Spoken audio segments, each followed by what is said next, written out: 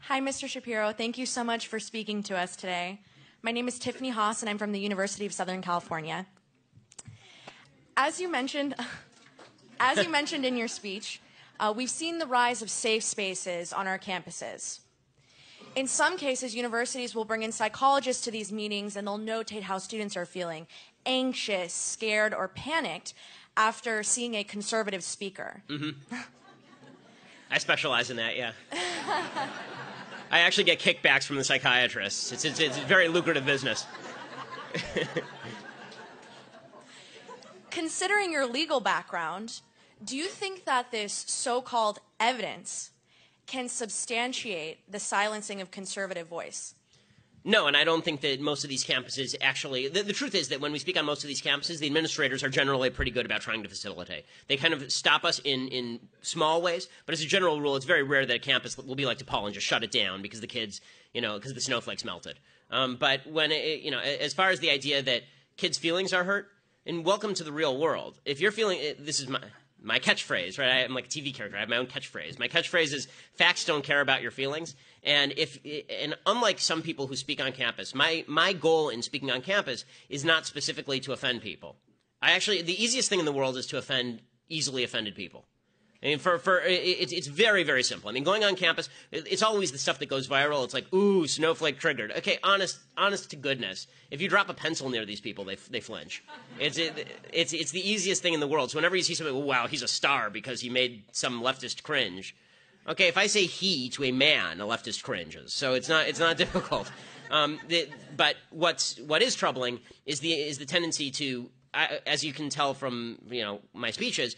When I go on campus, I actually reel off stats and figures. And when people ask me questions, I cite specific legal cases. And I try to be as specific as possible about the factual evidence that I provide. If they're offended by that, that's their own damn problem. And if they want to be offended, and that's their choice, because you can choose to be offended or not. If you want to be offended by what is clearly non-offensive language, then good luck to you in the real world where no one cares. I mean, try that on your employer. They come in and give you an assignment in the morning, and you go, oh my God. You're going to be out on your ass the next day. And you should be. You should be fired immediately for that kind of crap. So I would hope that our schools would start, actually providing the necessities for holding a job in an actual society as opposed to being diversity studies coordinator at USC. Thank you.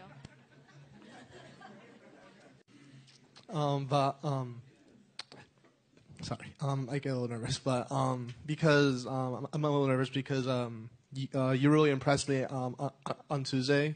It was the first time I heard you speak. So that was a great speech. Oh, no worries, thank you. But I currently plan on running for the Senate of UCSB's Associate Students to the Government. Mm-hmm.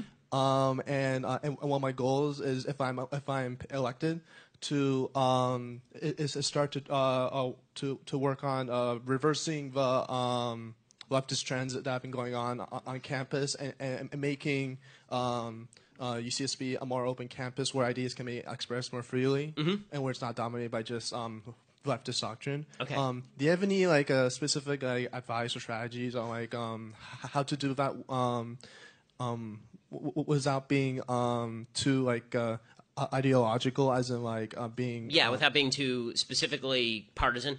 Yeah. I mean, I think that the best way to do that is to propose general rules that also happen to apply to conservatives. So there should be a general rule at all these campuses that the administration should not be able to tell police officers not to remove protesters.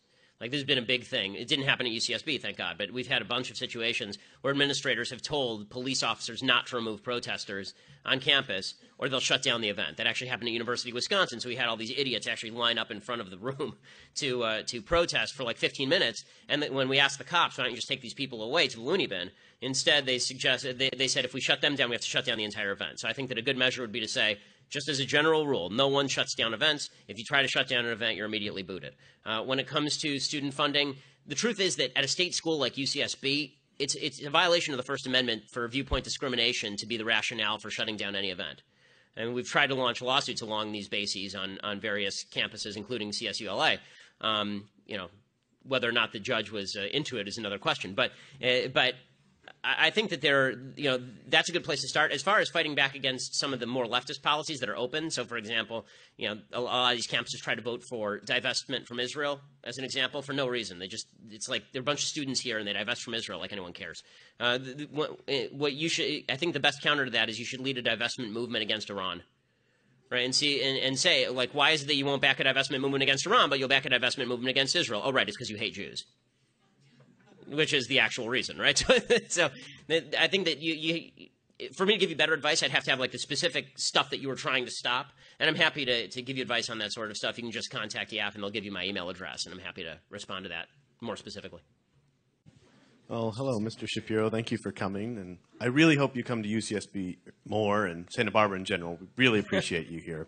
So I kind of have a double... I love Santa Barbara, although I will say I was walking along the train tracks here, and there was some crazy guy talking to himself, and I thought, what is Harry Reid doing here?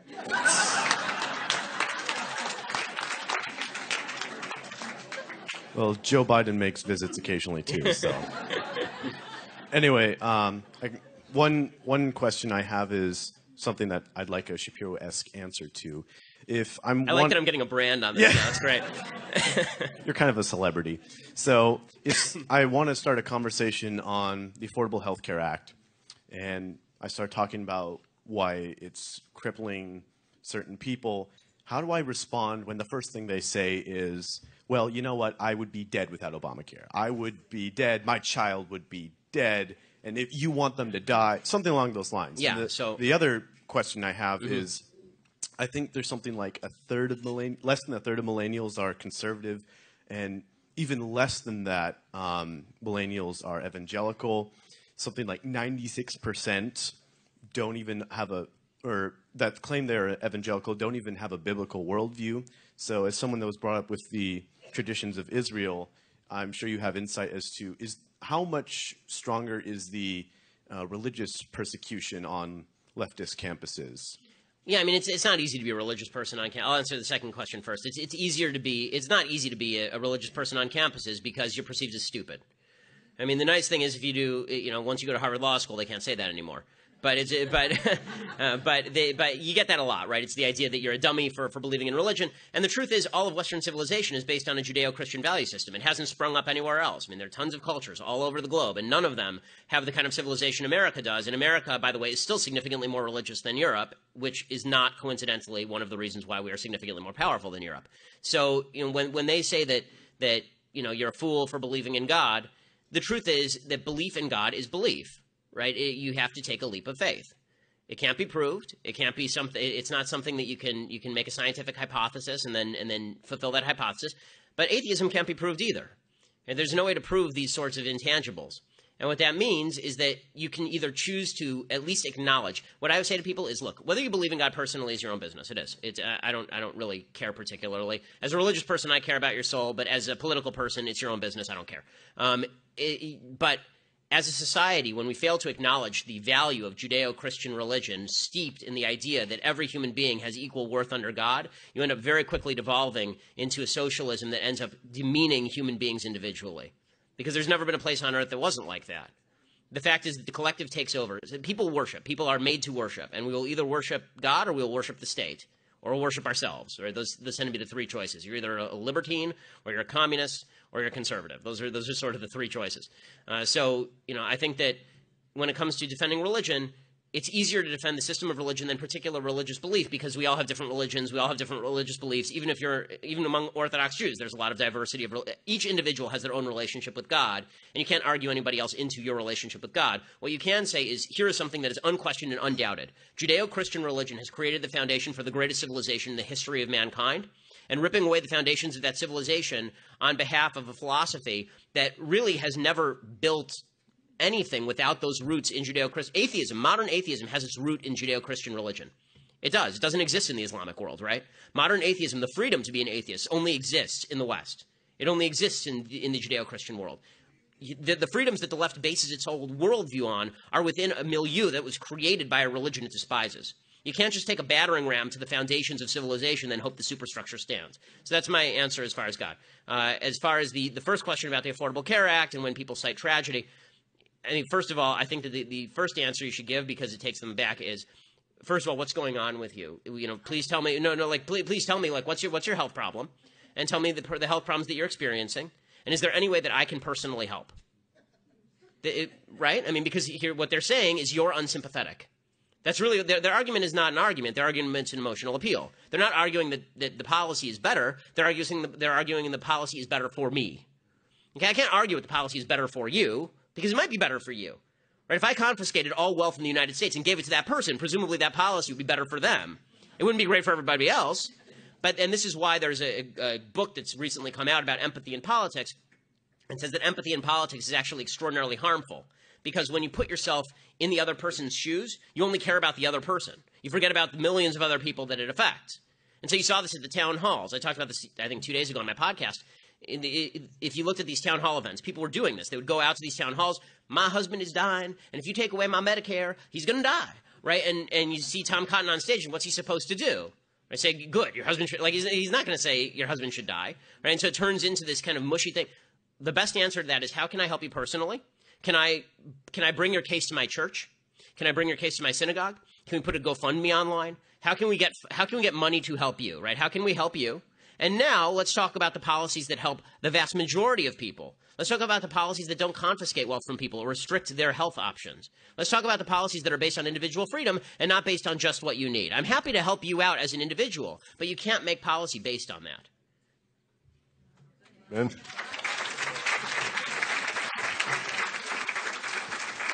Ben, at UCSB, you skewered income inequality, but you said it so fast, I didn't get it all. Yeah, sorry.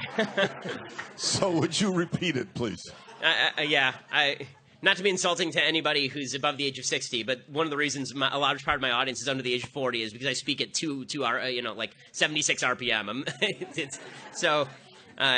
What I said about income inequality is a few things. Number one, the idea that the people who are very, very rich somehow stole from the people who are very, very poor, and that's why they're very, very rich is stupid. Poor people are poor and don't have lots of money to steal. Okay, so the idea that Bill Gates got rich by ripping off a bunch of homeless people. Homeless people were not buying Microsoft, nor was he going to them, forcing Microsoft on them for them to stick into their boxes. Right? Like that's not how he got rich. The way you get rich in any free functioning economy is by participating in an enormous number of voluntary transactions that benefit both sides. You should care about the question of poverty. You shouldn't care about the question of income inequality. You should care about how do we make poor people rich, not how do we make rich people poorer so that everybody's at the same level. Because that's just you being jealous. That's just you not liking the guy's house next door because it's bigger than your house. And look at that, he has a big house, I have a smaller house. Maybe I'll just go rob his place. Right? That's not moral, and it's not decent, and it's also not true. The fact is that while the left decries income inequality, the evils of capitalism, since 1994, the world extreme poverty rate has been sliced in half by increased capitalism and by free markets. Right? I mean, the free markets that are now being bashed left and right, those free markets are the greatest innovation in the history of humanity when it comes to the economy. It's why you have nice stuff. It's why you're not sitting in your backyard right now crafting your own handmade tie from a sheep that you had to shear yourself. I mean, I thought there's a great thing. I mean, just there's a little bit of a caveat on trade. I thought my favorite story of the last few months, there was some guy who decided that he wanted to make himself a BLT and see how much it cost to make the whole thing himself, right? Like from scratch. So he actually went and he bought a cow, and then he like killed the cow, and he went out and he got a pig, and he went out and he milked and he made the cheese. He went out and he grew some wheat, and then he milled it. Right, this whole thing, it cost him $1,600 to make a BLT, and it took him 6 months. Right, you can go down to your local restaurant and get a BLT for $5 because of global trade and because freedom of income. And the fact is that when people talk about income inequality, what they're really saying is they don't understand how money works. They think that if there's two people in a room, one person with $5, one person with $1, the person with 5 stole from the person with 1. It doesn't ask the question, how did the person get poor? The reality is, if you don't want to be permanently poor in America, it's very, very easy. The Brookings Institute, which is a left-leaning institute, they say you only have to do 3 things. Graduate high school, don't have babies out of wedlock, get a job. That's it. Those are the 3 things. 75% of the people who do those 3 things will end up in the middle class. Not just not poor, in the middle class. Only 2% of people who do those 3 things end up permanently poor in the United States. So the idea that it's the rich people keeping the poor people down, and they're doing it for their own pleasure, their own sick pleasure. Bill Gates said, for sport, he shoots poor people from the balcony of his mansion. It's it's asinine in every conceivable way. And it's so funny. I did a debate on National Geographic that never aired. It never aired because it was brutal. And it was me against three, which made it almost fair for them. And it was like Van Jones, and I think Van Jones was on the other side, and some professor from NYU, and it was exactly on this topic. And I said to them, "Are you proposing that we actually just kill the rich people and redistribute their money?" And they said no. And I said to them, "Why are you talking about the rich people? What did they do?" And they didn't have an answer because they don't know what the rich people did. They just know they want their cash. The idea that income inequality is correlated in any way with overall poverty is really silly. There are countries with really high income inequality and very low overall poverty. That's like the United States. There are countries with zero income inequality, Sudan, and nobody has anything. Right? So the idea that the differential is the statistic that matters, it doesn't. The fact is, in the United States, 9 out of 10 Americans are living above the global middle income standard. Right? Everybody in the United States is rich by global standards. And you want to get rid of the income inequality by destroying that. Good luck to you. We have one final question back here. Hello, Mr. Shapiro. My name is Andrea, and I am a Cal State LA student. Yeah, good luck to you. I'm actually originally a Northern Californian. And so I'm from an area that's actually a bit more conservative than out here. And so making the transition to living in Los Angeles, a very liberal city that has a perception of conservatives as being rather racist and... You look like a racist to me. Do I? I know, I'm the only one here. Oh, my gosh. So I guess my question is, where does this perception come from in a lot of like urban communities or more diverse communities that people who hold conservative values are racist? I mean, I think that the perception comes from a consistent drumbeat since the 1960s that anybody who opposes bigger government is racist. Here's a government program, and we're designing it for inner city people of minority ethnicity specifically. I mean, this is sort of how LBJ used to talk, actually. And anybody who opposes that obviously opposes the aspirations of minority people. Or we're in favor of affirmative action that helps black people. Look at these crazy conservatives. They're not in favor of affirmative action. The only reason not to be in favor of affirmative action is because you're a racist. So it's very easy to call people against a group by suggesting that they oppose a policy that benefits a particular group. And that's, I think, what the left has done. They've said, here's a particular policy, it benefits this specific group, and now if you oppose that policy, it's because you hate that group.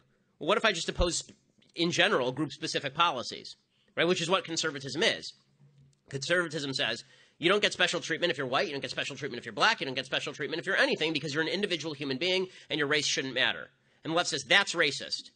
And you say, well, wait, why is individualism racist? And the answer is because they don't see people in terms of individuals. So there's this great disconnect. You say individual, and somebody on the left looks at you, and the first thing they think is black person. They don't think a person with a mind. They don't think a person with their own political viewpoint. They look at me, and the first thing they say is Jew, right? Really, because which is why, I mean, when I did a book called Primetime Propaganda about the TV industry, and I was able to get all of these leftists on record about how they keep right-wingers out. Why did I lie? I didn't lie to them. I told them my name was Ben Shapiro. I went to Harvard Law School. And they immediately assumed Jew in L.A. got to be left, right? Because they judge me on the basis of group identity. The left breaks people down into group identities, and so it is anathema to them that you could be an individual with your own perspective on the universe, and you ought to be treated as an individual. And it's very easy to get people sucked into that because the truth is that all human beings are to a certain extent tribal. Everybody is tribal. The less tribal we are, the better we are as human beings. I think that that's sort of the goal of religion generally. I mean, unfortunately, religious tribalism happens too, but I think that the goal of Judeo-Christian religion has been the universality of values, the goal of Western civilization, certainly the goal of America. The goal of America is that we are a nation based on a creed. There's been a lot of talk lately about nationalism. What does nationalism mean? Nationalism and patriotism, to me, mean what makes America great is the creed upon which we're based, not the color of the skin of the people here or the place they were born. That creed is what makes us a better country. It's what makes us worthy of God's favor. The left opposes that creed. The left doesn't believe that we're all individuals and that we all ought to be treated as individuals. And if you treat people as individuals, it's a blank spot for them. It's why if you say to people you're a conservative, they will actually say things like, well, then you're not legitimately black. Right? They will. They do it to Clarence Thomas. They say, well, you're a bad black person. Really? Did the skin color come with the Democratic Party card? But that's the way they think, because group identity is what trumps all else. And if that's the case, then we're finished as a country. Because the only group identity that ought to matter is your membership in the group of people who are decent and good, who work hard for their families and make the country a better place.